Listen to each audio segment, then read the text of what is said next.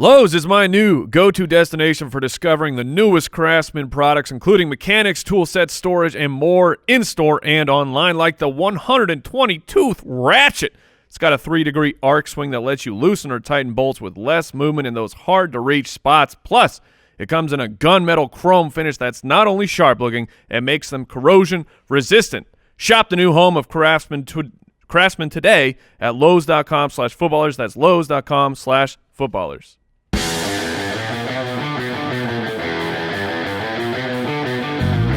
Welcome to the Fantasy Footballers Podcast, coming to you from Draft.com Studios with your hosts, Andy Holloway, Jason Moore, and Mike Wright. Welcome in. I play the guitars with the drums, Mike. Jason was playing along with the intro. You look like one of those toy monkeys that plays the drums. Yeah. Excellent form. Did you have any music in your past, Jason? Was there ever a time in which you aspired to be as musically inclined as Mike the Fantasy Hitman? Oh, honestly, I really wanted to play the drums when it was what is it, like third, fourth grade? I can tell by that form. you go to the band meeting and you pick your instrument and you drop your name in a hat and you get that instrument if they've got one or whatever. And so I went there to get the drums. Wait. What kind of a crappy system is that? Is that how they did it? So, kids that want to be musicians, it's just the luck of the draw what you get to play? They only have so many instruments. So if 5 people want to play the drums, they only have 2 drum sets to give out. Okay. But here's what happened. It was the Hunger Games for music. You're the saxophone player, but I want to play the trumpet. Too bad. Here's what happened. This is super quick because obviously football. This is important. No, but what happened is I went to put my name in the drums, and at the last second, I wanted to make my dad proud. He played the trombone. He was a great trombone player, so I hear. Is that a trombonist? And trombonist? It's got to be a trombonist. Just a shorthand bonist. And so I put my name in the trombone. We called them trombies. Shockingly, I was the only name. I got it. You got the trombone. And I played that thing for a solid 4 days. And then I was like, this sucks. The only allure of the trombone is you can go, yeah. You could illustrate fantasy football weeks with different sounds. That is true. You could be Joy Bell. Welcome to the Fantasy Footballers Podcast. Not the intro I expected, but one I enjoyed very much. Andy, Mike, and Jason back again. It's Wednesday, and we've got a bunch of great stuff on today's podcast. We got a new segment called "What Would You Do?" So we're gonna talk through some of the top 30 picks or so in the NFL or in the fantasy drafts that took place, and what do you do with them now? We've got pump the brakes on today's show. Apparently, I don't even know what's going on in the show, and we got a bunch of mailbag with Foot Clan questions. A little reminder: it is Wednesday. Your waiver wires have gone through, and you want to make sure you check. Drop it like it's hot. Yeah, you want to drop it like it's hot. You want to check on who's been dropped because there are a lot of bye weeks again. So especially the bye week players who there's certain teams that they got to win now. They had to make a very unfortunate decision. Guys like Vance McDonald. Aaron Jones. I bet you Aaron Jones hits waiver wires because of the bye week. It's very possible. So go have a little peek ski. Hopefully Aaron Jones is not just a little booby trap for your roster. Yeah, I was going to say, I'm not sure I would. I saw you drop Jamal Williams. I did drop Jamal Williams. So, yeah, pay attention. Vance is a good name. Last day for FootClanGiveaway.com to win a signed Corey Davis jersey and a championship belt. You can go over to FootClanGiveaway.com, enter for free. Check us out on Twitter at the FF Ballers. You can follow Jason at JasonFFL. Follow Mike at FF Hitman. That's the name. You can follow me at Andy Holloway. And the website's thefantasyfootballers.com. It is Wednesday, which means... O'Reilly. O'Reilly. Auto parts. Ow! It's Pump the Brakes with O'Reilly. We're pumping the brakes. That was the best one ever, guys. Thank you. I think it was. Good work, team. We were very simultaneous in the beginning. I felt your intro. While you were away, when you had morphed into ad vacation, did you hear Yes. the producer? Yes. Brooks. Yeah, he got in on it. He sure did. Not only did he get in on it, he demanded. Before we started the show, he said, guys, shut up. It's my time to shine. I'm in. Yeah, that sounds like me. Yep. Can we make him do all the parts by himself next time? 100%. Yeah. Pump the brakes. Here we go. My pump the brakes for the upcoming week is it's a two-parter. It's Dak and Cole. Oh. Yeah. So it is Dak Prescott and He's a great jazz player. Cole Beasley. Look, they're traveling to Washington. We talked about it a little bit on Monday, Studs and Duds. Dak had a great week. Cole Beasley had a great week. This was the first quarterback one performance from Dak since week 14 of the 2017 season. He's been a QB1 twice in his last 14 games. That's the headline. And then the opponent, Washington, divisional game on the road. They've only allowed 236 passing yards per game. Honestly, when I hear that, Dak's like, man, if I could get there. If I could get to 236. But look, last week it was about the legs. 81 rushing yards. Washington's given up the 9th fewest in the league in terms of passing yards. So I think it's a trap. I understand you're in a position to stream various guys. So look, if you're stuck doing it, at least you might have a rushing floor there. But I don't like Dak and Cole. I have no bids in on either of these players. I think, a lot of people reacting to Cole Beasley, Tyrell Williams this week.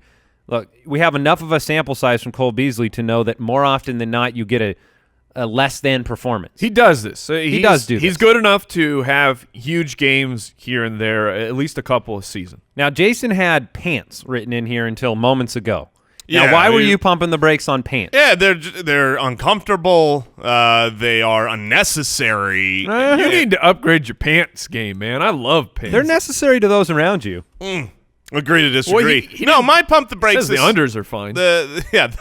My pump the brakes this week is on a man that I have loved for a long time, but Yeah. it's Eric Ebron, the number 1 tight end in fantasy.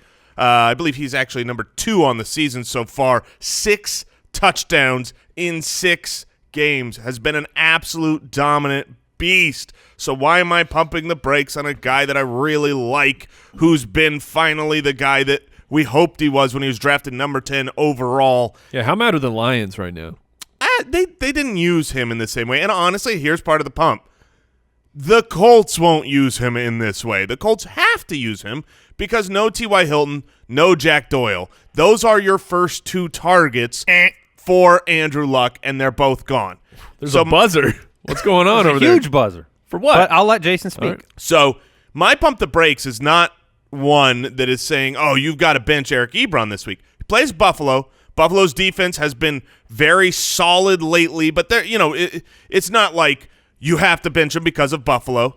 I think they've given up 1 reception for 6 yards in the last 2 weeks to the tight end position, but they haven't faced any juggernauts there.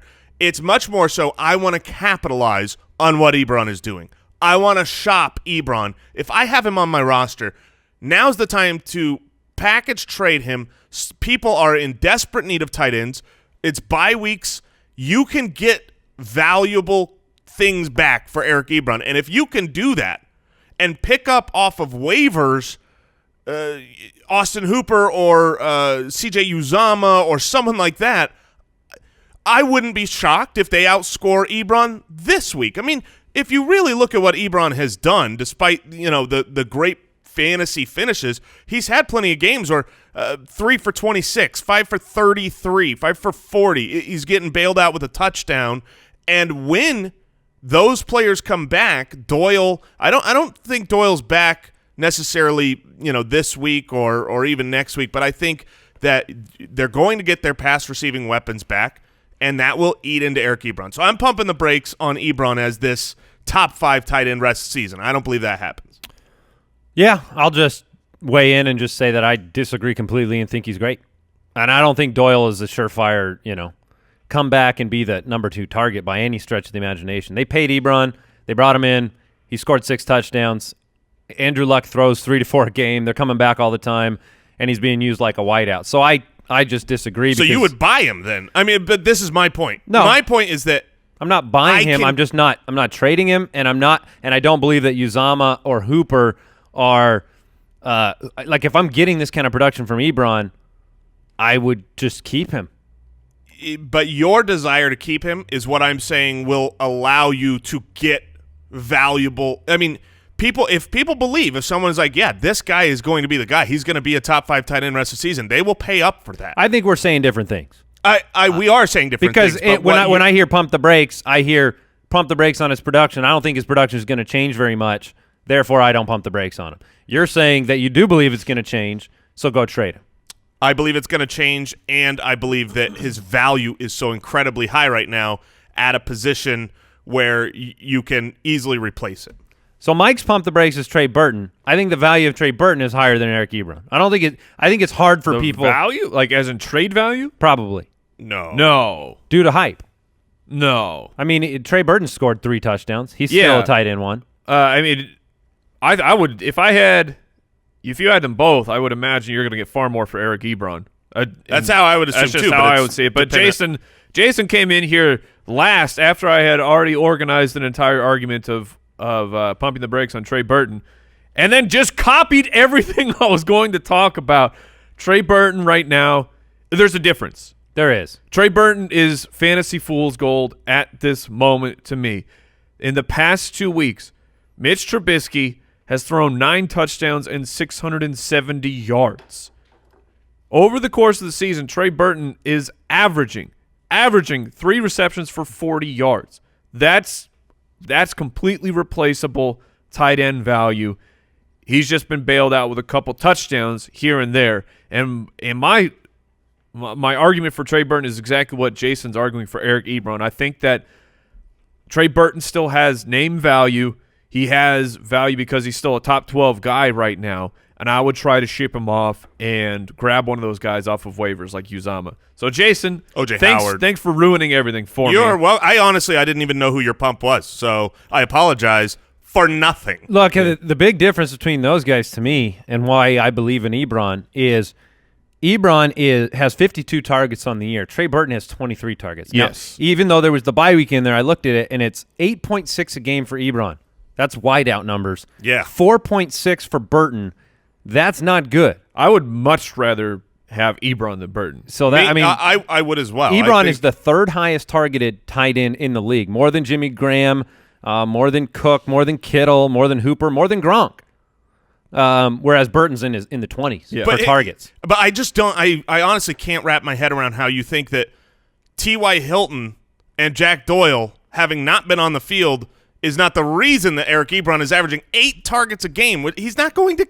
He's not going to be an 8-target a game guy. But not sustaining 8 targets or almost 9 targets a game is not the only thing that matters here. It's red zone dependency and usage. When you have 6 touchdowns from the tight end position, it's not a mirage to me. It's not accidental. Hilton was there in the beginning of the year when he scored touchdowns. So to me, it's a matter of, look, what do you want from a tight end? You've made that argument about Kyle Rudolph for years. It's like, oh my gosh, if you can get a touchdown from your tight end, you're in the money. I don't think you can get enough from Ebron to justify the trade when a guy's number 3 in targets, number 2 on the season. It's just a matter of opinion. It's pure speculative opinion. I can't believe I'm sitting here talking about Eric Ebron in that way, but this is pretty gross. But they put him on it. He's on a new team too, so it's not like did you guys pee in the same fountain? if he was doing this in Detroit, it would be more mirage like they lost 3 or 4 weapons in Detroit. He's never done it there for a long time, but it's a new team. He's earned the trust of 6 touchdowns tells me he's earned Andrew Luck's trust. Sure. News and notes from around the league. All right, this was the monster news yesterday, which will cause me to speak more into this microphone. Devonta Freeman, running back for the Falcons, we found out after the show. The groin!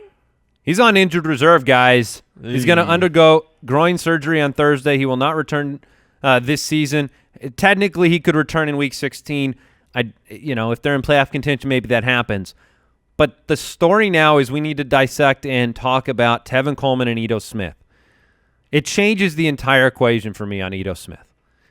The fact that Devonta Freeman's gone. Because instead of Ito Smith being maybe a 1-week placeholder touchdown-dependent guy, you start to look at it from a new perspective where if Devonta Freeman's gone, Ito Smith is their 4th-round rookie, and Tevin Coleman is likely to fly the coop.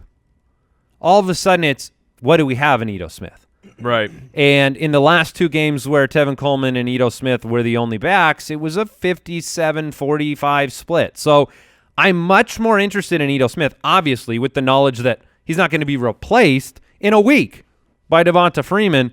Now this comes a little late for the waiver wire. Yeah, it's unfortunate the timing of it because Ito Smith skyrocketed to my number one claim. We were talking about Jermaine Kearse was the top guy to add, but if you can add a running back who's going to get snaps and get touches, he's the most valuable because those guys don't always pop up on a high-powered offense. They're utilizing him in the red zone, as we talked about. I'm very, very intrigued for adding Ito Smith. Yeah, I mean, I went back and I watched every snap on the season for Ito Smith. He had a couple good runs, especially near the end zone. He has a nose for that. I went back and watched some college film to familiarize myself. And my takeaway was his opportunity is everything you want. I don't think he is anything special. He never looked like he was breaking tackles.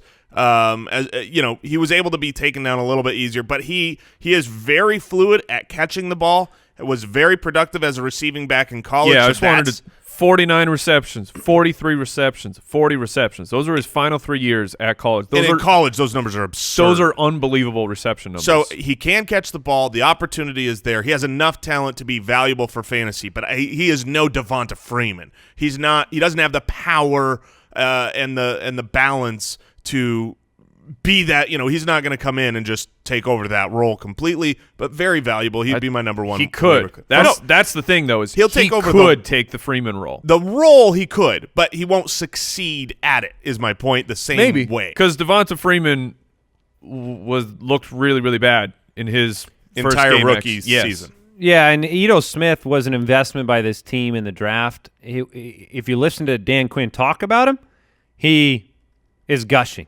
about his pass protection and the opportunity that he has. And because Coleman is going to be leaving, I do think there's a world where Ito Smith is seeing – I think he's going to win weeks in total touches based on game script.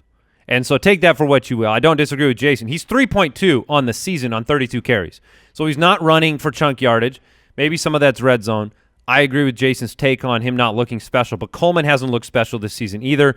And if this team starts going downhill, why would they give Coleman play if over the second half of the season they're not in contention and Coleman's leaving? So I think they'd be investing more. So let's flip it the other side. What is Tevin Coleman rest of the season? Because I think Tevin Coleman owners are all dancing in the streets. Yeah, Tevin Coleman he's a running back too. This was the special thing involved in Tevin Coleman's draft price. In the 6th round or so, you drafted a running back that had standalone value, and then if something were to happen in front of him, he gets a huge boost. I think Ito Smith is unfortunate for what you thought you were going to get in Tevin Coleman. It seemed like coming into the year, if Devonta Freeman went down, Tevin Coleman's an automatic running back 1. I don't think that's the case. I think he's more of a mid-range running back 2. All right. So do you're not pumping the brakes on Tevin Coleman at all? Oh, not at all. 3.7 a carry this year versus 4.2 career average? Yeah, but opportunity will be there on a very high-scoring offense. I'd be stoked if I had him. I forgot to mention it earlier, but the Pump the Brakes was brought to you by O'Reilly Auto Parts, better prices every day. Other quick news, Giorgio Tavecchio taking over at the kicking position for the Falcons. Giorgio. I guess I didn't even say it right. Greg Zuerlein. Oh, he's back. He's back for the Rams. Eat a steak. My team is very happy. This was big news too. John Gruden. Concern with Marshawn Lynch's groin strain, could be a long-term injury. I want to be very, very clear. I'm not going to even look in Doug Martin's direction. I'm not even going to see. It's one of those things. It's the right answer. Full Medusa. I'm not. If I happen to glance in his direction, I'm turned to stone. I'm not doing it. Jalen Richard is the guy to own. This is a team that stinks. Their defense stinks. Richard's going to be on the field enough to make you go, I'm kind of okay with starting him. I can squeeze him into my flex here and there, and Doug Martin will get out there and he'll have 18 carries for 16 yards. Yeah. No, he will have one. They're not going to use him. I disagree. The point is whether they use him or not, he's going to be worthless. Yes. I won't make the argument against that, but I do believe if If Marshawn Lynch is to miss time, then I think Doug Martin's in line to see 10-plus touches a game. Even with him getting none last week with Lynch off the field? Yeah. Well, Rashard is the PPR guy. Yeah, 6 receptions, 7 receptions the last 2 weeks. On bye this week. Comes out of the bye, though, with Indianapolis, San Francisco. There's probably value there. You're going to have to sift through. And like I said, don't touch Krampus. It's gross, and I have a personal stance against not adding Doug Martin, but we would be remiss. If you're in a deeper league, I do think that he's worth a speculative add on your bench. I'll bet you my house. I love this. I love this right now. So far right now on this show, I have been anti-Ebron while Andy has fought for Ebron. Andy has been anti-Doug Martin while you fought for Doug Martin. No. What is happening? Don't hear who we are. Mike loves Doug Martin. To quote my friend true. Jason Moore, don't hear what I'm not saying. Don't hear what I'm not saying. It's terrible. I don't want him on my team. Don't just take a stance and don't stand up for him. Look, I can't not stand up for a running back who might see 12 to 15 carries. Mike loves Krampus. Dude, Marshawn Lynch isn't even getting 12 to 15 carries. The last 18, 19, 20. In the beginning of the year, you're reading his numbers. How about the last 3 weeks? 20, 9, 13. 9, 13. Yeah, Okay. thanks, Mike. But No, I understand the past 2 weeks that he's been game scripted out. Just saying, I think he's going to touch the ball. Okay, all right. Mike loves Krampus. Mike loves Doug Martin. No! All right, let's take a break here. We're going to get into What Would You Do? I want to thank Pristine Auction for sponsoring this podcast, and also I want to thank them for something else, for providing an endless supply of tweets headed our direction from extremely happy fantasy football fans and football fans in general and college football fans. Look, the amount of autographed, authentic sports and pop culture merchandise over there at amazing prices is something you got to just check out. I mean, every single day, hundreds of daily auctions. Yesterday, an Adam Thielen signed photo, $67. A Todd Gurley signed photo, $50. A Juju Smith-Schuster signed jersey, $98. All JSA certified, all authentic, the best in the business. I don't need to say anything else. Just go to pristineauction.com, Pristine auction.com. And hey, we definitely want to give a shout out to the Menlo Club. All three of us have used the Menlo Club for a clothing service that sends you updates to your wardrobe, and it is fantastic because, first of all, maybe you are like a fashion expert. I'm not, but they're gonna make sure I'm looking like I know what I'm doing, and they keep it updated so I'm not getting out of fashion. You know, it's all made for me, based on my likes, my desires, my size, all of that. They have in-house brands, 5'4", New Republic, which is footwear by Mark McNary, Grand AC athleisure wear. And since they make all their clothes in-house, they have complete control over the quality. Right now, you can get 50% off your first month's package and a free pair of 5'4" shoes and socks. Go to themenloclub.com and use promo code footballers. That's www.themenloclub.com and use the promo code footballers. Trust us, it's a deal you don't want to miss out on. Whether you're a young professional, entrepreneur, or a dad balancing work and life, the Menlo Club is tailored for you. What would you do? All right, I thought this would be a very educational segment for our listeners because I'm asking myself, what would I do in the situation that I own one of these guys? And these are players that they were drafted in the top 40 to be something. Therefore, they are big names, right? And if you are an owner of one of these players, what are you doing? What are you doing right now? What do you expect? What course of action do you take?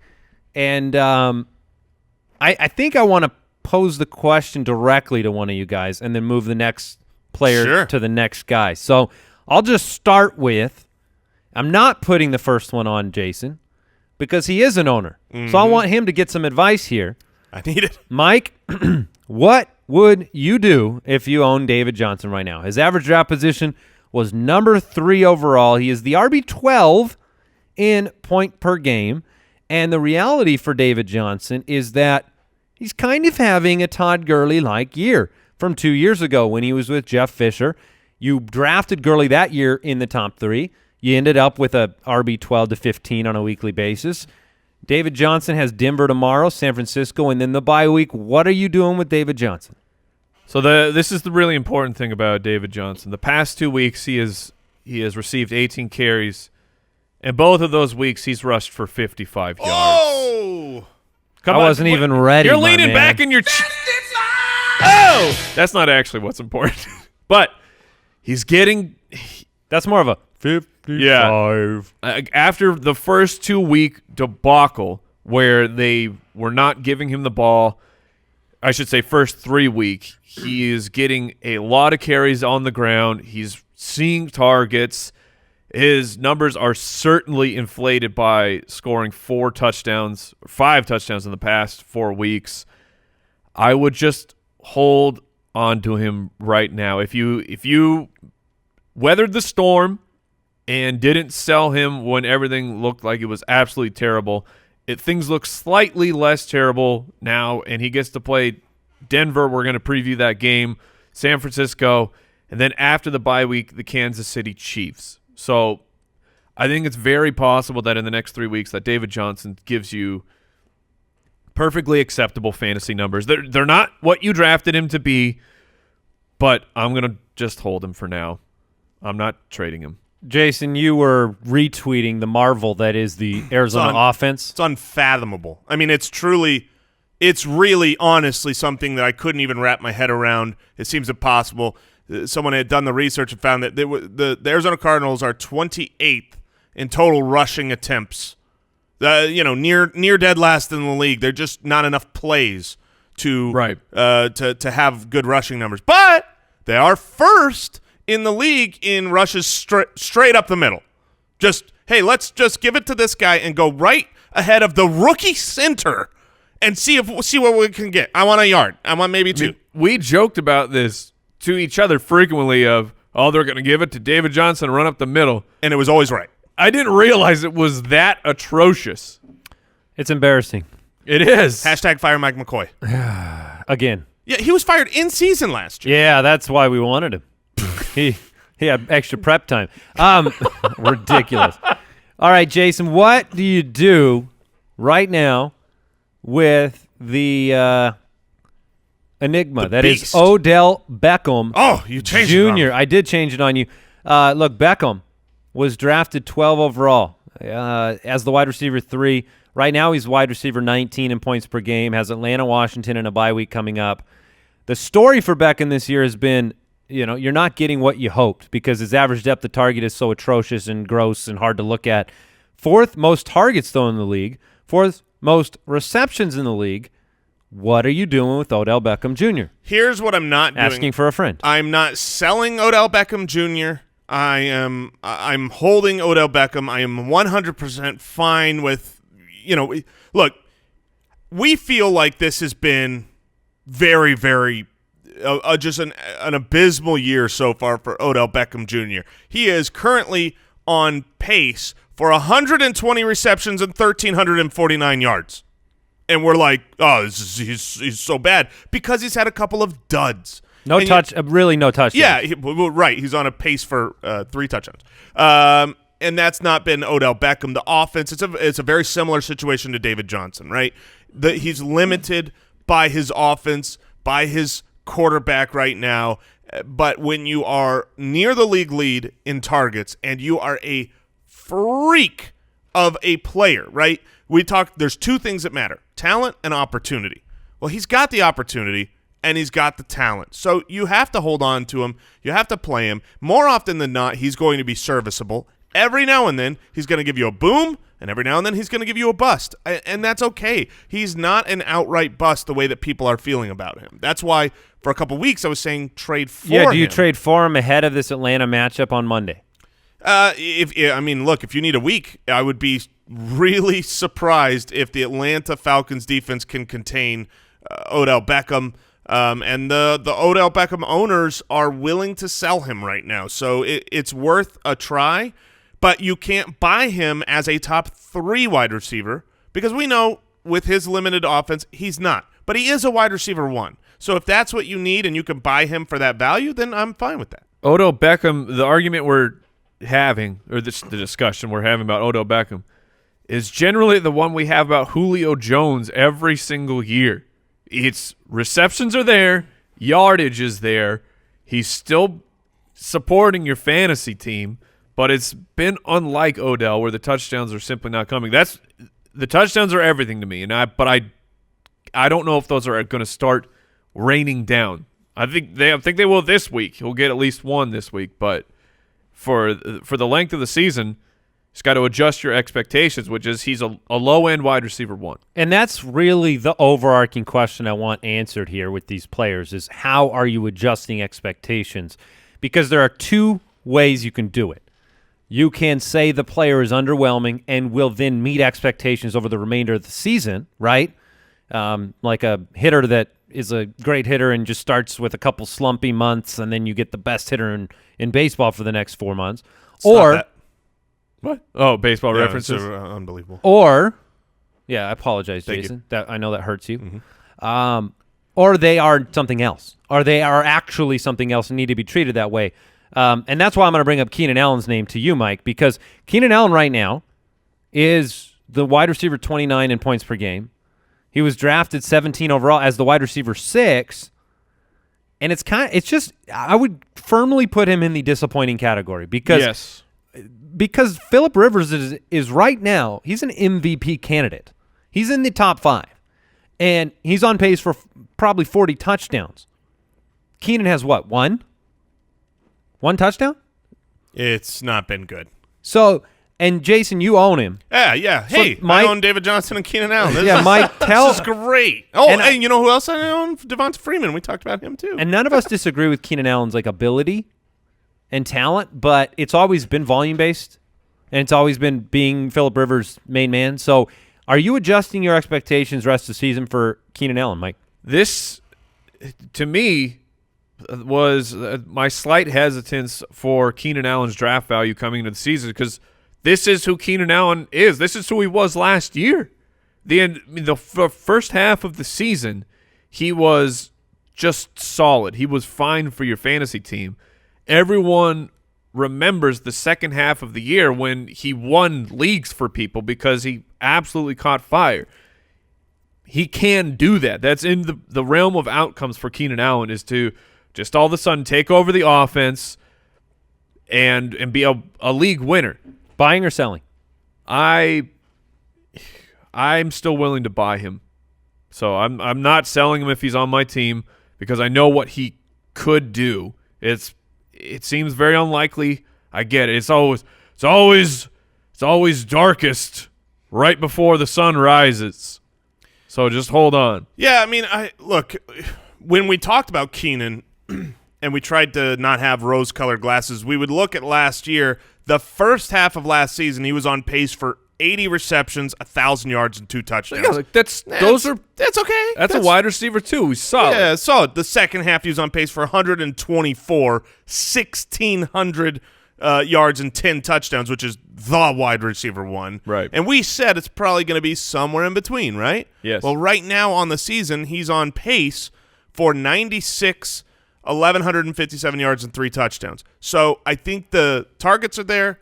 The yardage is going to stay the same, but I do expect his touchdown volume to go up over the second half of the season. As do I. So I guess if you would have to, if he's not a hold, if you have to say buy or sell, I would still be buying because unlike David Johnson and Odell Beckham, this is an offense that is clicking. This is an offense that just hasn't really needed him necessarily yet. Long bombs to Tyrell Williams. Melvin Gordon touchdowns to Melvin Gordon. Been stealing all the TDs. Oh, you remember that rookie season when Melvin Gordon had 0 touchdowns? Yeah. Head coach Mike McCoy.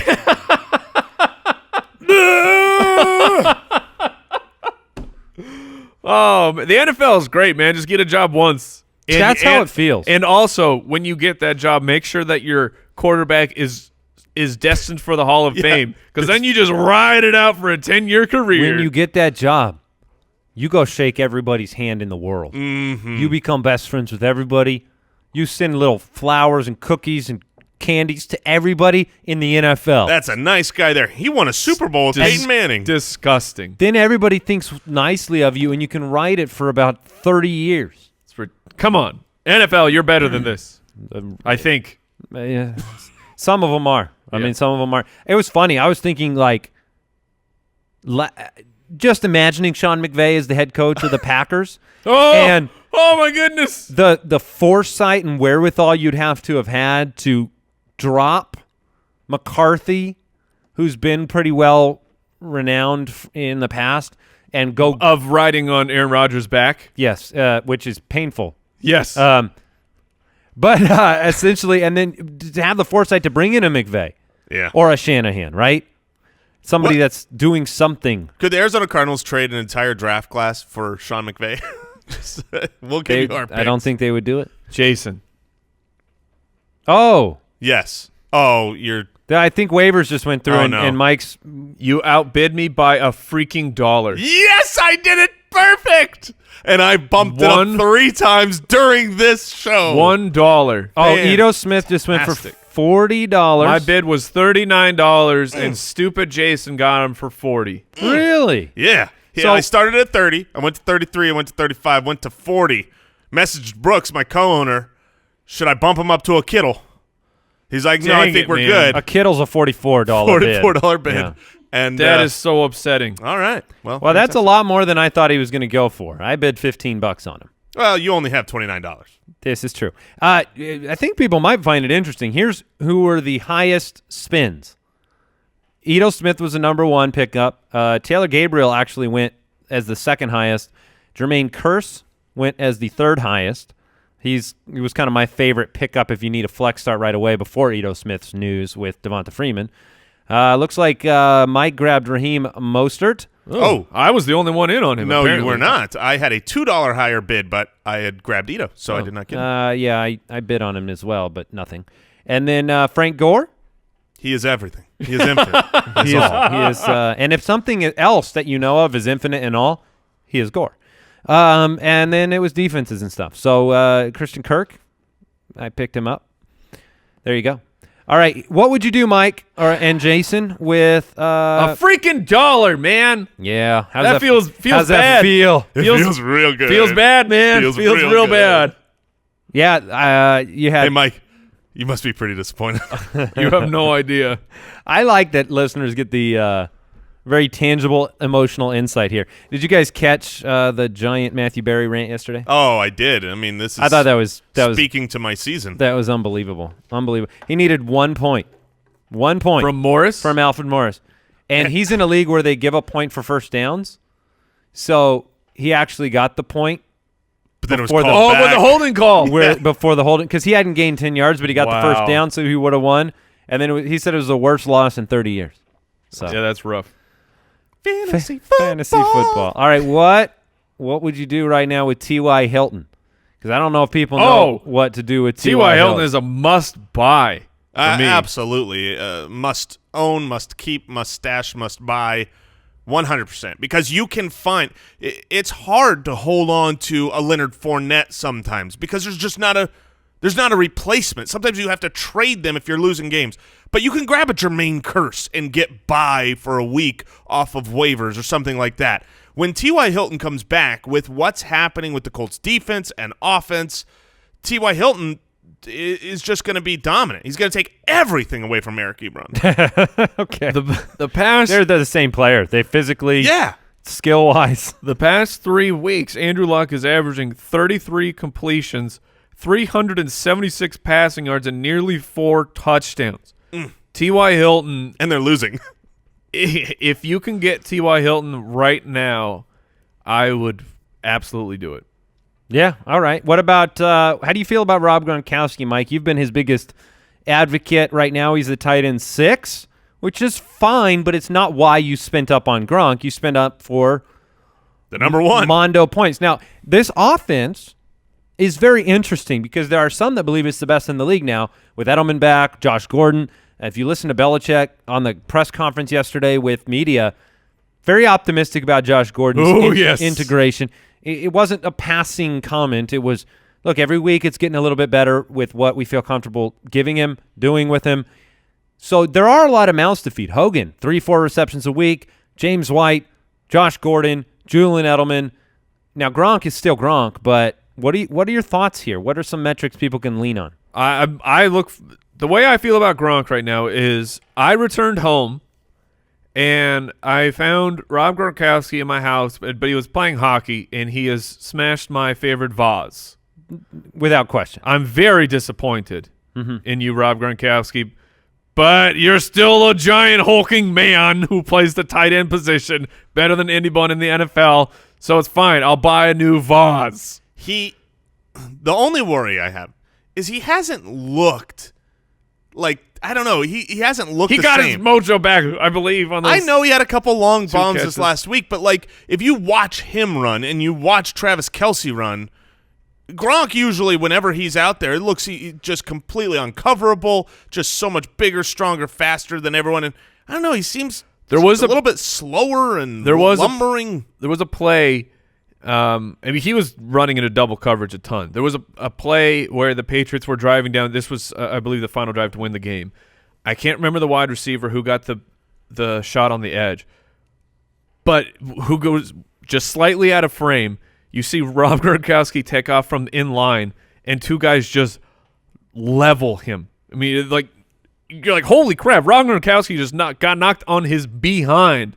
But I think that the presence of Josh Gordon is what the Patriots offense has been missing. We thought Chris Hogan could get it done and be the field stretcher on his own and open things up so teams couldn't just double cover Rob Gronkowski the entire game.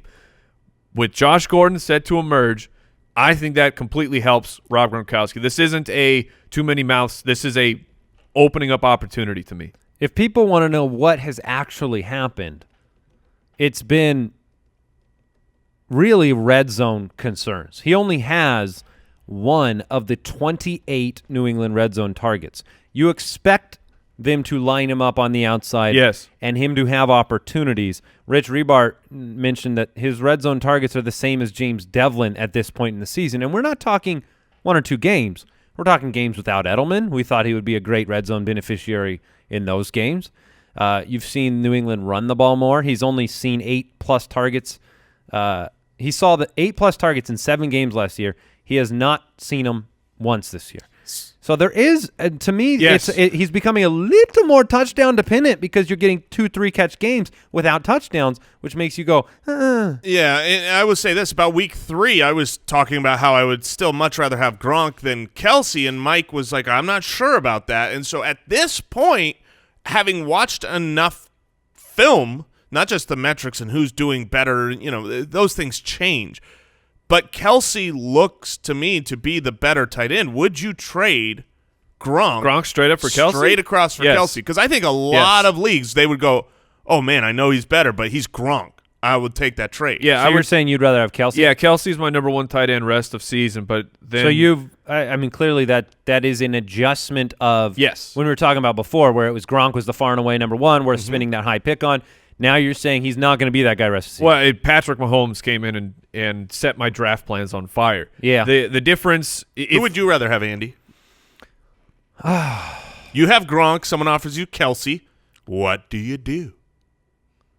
I think I hold on to Gronk. And I lean the Kelce side. But it's very, very close. And the reason I do is just because I think that these are both probably the Rams, the Patriots, the Chiefs are 30-plus points a game. And so then the follow-up question would be, if you wouldn't trade Gronk for Kelce, you certainly would not trade Gronk for Zach Ertz. Jason, would you rather have Zach Ertz or Rob Gronkowski? I would still rather have Gronk there. I think that's how I feel about it too. Kelce has just elevated himself. He has smashed the Gronk tier, spray painted over it, and said Travis Kelce was here. And then he got a penalty on that play.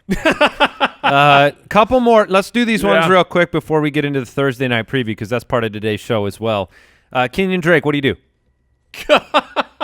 Let's make it easy. Let's make it a quick, easy. Another quote from my friend Jason Moore. This is a Baxter situation where I would punt him off of the bridge. Well, you would because you want Doug Martin in place of him. Yes.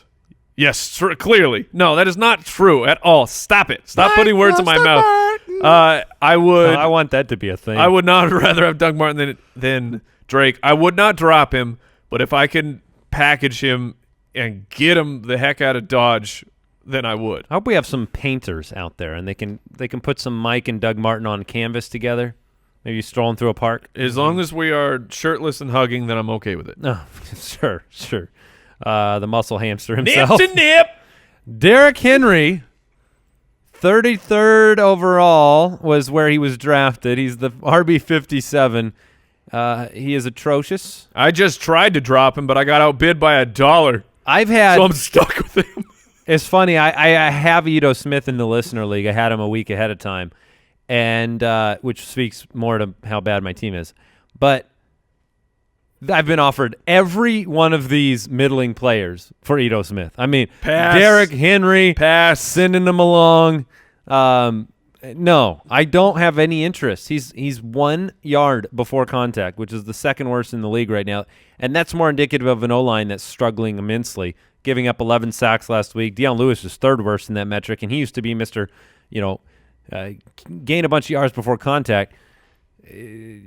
Derrick Henry is the problem, and we spoke about this. I think it was on the Footcast, Mike, last week. For the patrons, we were talking about the problem with Corey Davis is the same problem with Taywan Taylor, which is the same problem with Deion Lewis, which is the same problem with Derrick Henry, which is the same problem as Marcus Mariota. It is Marcus Mariota. Yeah, that is the problem. He's his own problem. Yeah, he's the Titans' problem.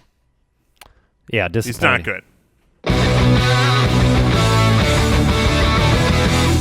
Thursday Night Breakdown.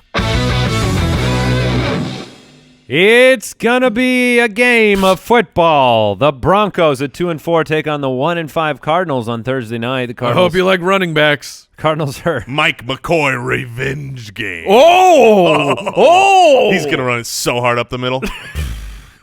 Right at Just him. try and stop us. It might work, though. The Broncos are 28th in the league against the run. The Cardinals are 31st against the run. They give up 27 and 32 points to the fantasy running backs per week, which is atrocious. And the Cardinals are 1.5-point home underdogs in a 41.5-point over-under game. I like the Cardinals' defense at home against a struggling Case Keenum. I think that's something you can play in this game. I think that the player that I'm most excited for this week, that it's a bubble player, right? It's not just, of course you start him every week, is Royce Freeman. Yeah. I think this is a great – if you can't play Royce Freeman against the Arizona Cardinals, then you can't ever play Royce Freeman. I would be happy to play him. I've thought about making him my start of the week. I've looked at offering trade offers for him in leagues where I need a play this week from someone I can get cheap, because that's a really strong take. Yeah, because he did not get a lot of carries last week, and Lindsey didn't get a lot of carries. He still led in snap percentage. What happened last week was Denver was just completely manhandled by their opponent, and they were down, and so Devonta Booker was on the field. But he led in snap percentage of those three running backs. And if you look at by a butt hair, but sure, well, regardless, he was still there. And official metric. And then Booker was on the field way too much. But does anybody here think the Cardinals are going to be up where the Broncos are going to be having to run their 2-minute offense for half of the game? No, I agree. Remember how bad Latavius Murray was? Yeah. Unownable, unstartable. How bad the Vikings' offensive line when it comes to rushing the ball was? How'd he do against Arizona? Yeah, he had at least 5 explosive plays. Large plays. I'm with Jason. I think Royce Freeman's a fine play this week. Would you play Lindsey over I would play Lindsey over him. Well, that's my point. Why isn't Lindsey the start of the week if you would play Lindsey over Royce Freeman? Because Lindsey's a every week starter in my opinion. He is interesting. He's worked his way. I actually would play Freeman over Lindsey. Oh wow! To me, Philip Lindsey has worked his way. I see Andy's hand going there, and I say yes, sir. Waterbed. Lindsey has become from an undrafted free agent into a you don't even really have to talk about him because you start him every week. Okay, well, good. So the Cardinals can't play defense. We know that, at least against the running back position. We talked about Christian Kirk. We talked about picking him up as a flyer. Can you play him at home in this game against Denver? I mean, this is just not a high-scoring affair. Yeah, I look, when you've got two teams that are both beatable on the ground and both teams have running backs that should be able to succeed in that role, let's play out that possibility of the game script. That means this is a low-scoring game. The clock is running. You know, the game ends a little bit quicker in real time, fewer points scored. So I like the running backs here. I like the defenses here for those reasons. But I'm not crazy about really any of the wide receivers. You got to play Manny. Emmanuel Sanders, yes, he's earned you have to start him. He's the clear-cut number one target. You could play four other wide receivers in this game. You could play Christian Kirk or Larry at home. You could play Demaryius Thomas, certainly, or Cortland Sutton. Would you rather play Just Demaryius? Not excited about any of Rankings those. will be out later today, but just on the spot, off the cuff, would you rather play Demaryius Thomas or Christian Kirk? DT. I mean, it's close. Waterbed. No, I am definitely not waterbetting that It's one. too late. He hit the button. What? This is That's not a binding contract. Jason, you've made a point of saying this game is an atrocious opportunity for fans on Thursday night. Yes. Let's make it interesting. Yeah, well, let's put some bets out As there. many bets out there as possible. All right. I guess Josh I'm Rosen versus Case Keenum. Who you got? I got Case.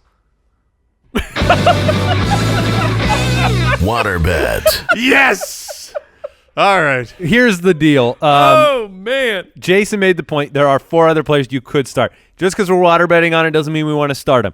The difference-making factor for any flex play is what does the game's outlook look like? This is a 40-point over-under with struggling quarterbacks.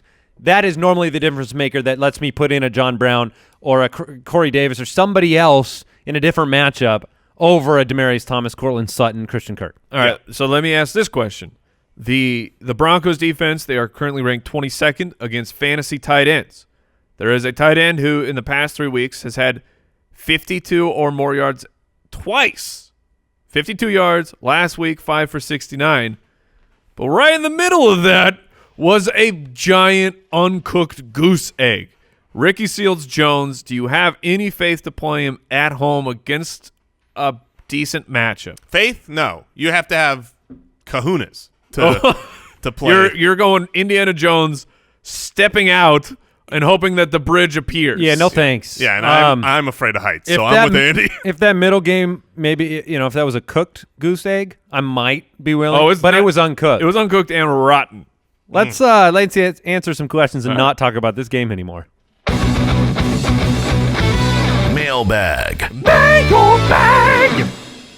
All right. If you have a question, go to the website, thefantasyfootballers.com, to submit your question or dial our voicemail hotline, 302-464-TFFB. Let's go ahead and jump in here. First question from Xavier in Toronto. Is Michael Thomas for Le'Veon Bell a good trade? No. I'd rather have Michael Thomas. I completely agree. And I know I've been very pro of once Le'Veon Bell comes back that he's going to be the most of what he has been in the past. If you were following the news, there was some weird, vague reporting coming out yesterday that a baseball reporter in Florida ran into Le'Veon Bell, says he's for sure coming back. Ian Rappaport retweeted it, saying this is kind of interesting. So it's still a complete unknown when Le'Veon Bell is going to come back. But Michael Thomas is a monster. He's had a couple down weeks, but he's still a top 5 if wide Lev receiver. Bell comes for back sure. and takes over the Lev Bell role, then it will be a clear win to have Lev Bell over Yes. Michael Thomas. But the risk is gigantically high still for Lev Bell. And Thomas has passed his bye week as well. Exactly. The option that he doesn't come back, at least during the bye week, the option that he comes back and splits or worse. And so, yeah, I would rather have a great player that you know is a great player. All right, let's jump into a voicemail question. Hey, ballers, how's it going? Jack in Virginia here. Hey, I have a question for you. If you're out to a big lead this year in your seasonal leagues? Maybe you're 5-0 or 6-0, 5-1, or something like that. What's something that you can do as an owner to keep yourself from getting complacent? How can you stay hungry, stay ahead of the curve, and keep those wins coming? Thanks. Love the show. Bye.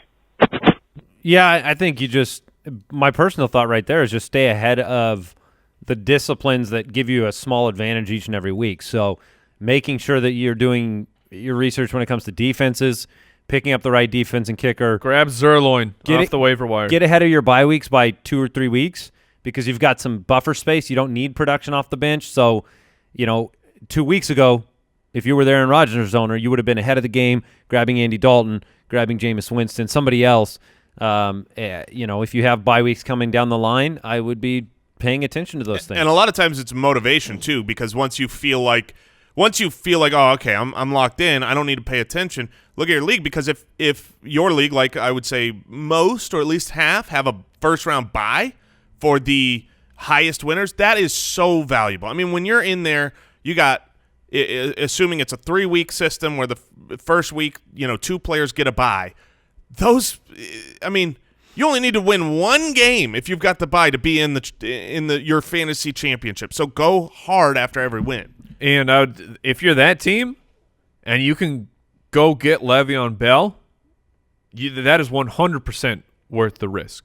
Or even a Leonard Fournette type to me, because Sure. I think he's gone for another couple weeks, but when he comes back, he'll be a beast. As long as he doesn't go Devonta Freeman's direction. Yeah, I would rather go after Le'Veon Bell. I would much rather have Lev Bell, yes. Jerome in Pennsylvania. I was offered Odell Beckham Jr. for Juju and want to know if I should accept. Half-point league. To trade Juju for Beckham? Correct. Yeah, I would still do it. As would You'd I. rather have Beckham. I'd rather have Beckham, me too. yeah. Greg in Chicago. Hi, guys. I own LaShawn McCoy in my 10-person standard league. Just got offered Jordan Howard. Should I Pass. accept this trade or write it out with Shady? Shady. Shady. Shady's back to the absolute volume machine. His offense is not nearly as good, but the volume is counteracting. Jason is deep in thought. He is staring off into the void, looking into his soul. This one is really, really tough for me, because I think you're going to miss a couple weeks here with Josh Allen, and the Shady that you're going to get is going to be putrid. And if Jordan Howard gets the work, he's going to be much better. But here's the thing. The work is obviously more guaranteed with Shady. There is a possibility that Derrick Anderson is the quarterback for the Buffalo Bills. Yes. He's been named the starter. Thank you, Brooks. Derrick Anderson has? Yes. Over Peterman. Yes. The Bills have would have been. The Bills have their best starting Over Peterman. The best starting quarterback they've I had gotcha. all year, starting this week. Oh, yes. High five. No. Yes. No. No, but I love it. Yeah, it's not true, but it does. It may be the best, maybe the most willing to chuck it downfield and do those type of things. Yeah, I would go Shady. But Derrick Anderson, look, start your Colts defense against Derrick Oh, I Anderson. am. I mean, I'm less excited about the Colts defense with Derrick Anderson than I was with Nathan Peterman. When Yeah. it was Nathan Peterman, it was like, oh, Colts, you have to start him. I agree. Colts defense not very good. Well, limited Neither is options. Derrick Anderson. Yeah. Andrew in Orlando, last question. Are Michelle and White the new Kamara and Ingram? If I have both, can I play them together every week? Yes. Cool. That was man. That was easy. All right. That is it for today's show. Thanks for tuning in, listening, subscribing, supporting over at jointhefoot.com. And don't forget to check out draft.com/ballers. Tomorrow we'll have matchups, starts of the week, and much more. Goodbye. Goodbye. Thank you for listening to another episode of the Fantasy Footballers Podcast. Join our fantasy football community on jointhefoot.com and follow us on Twitter @TheFFBallers.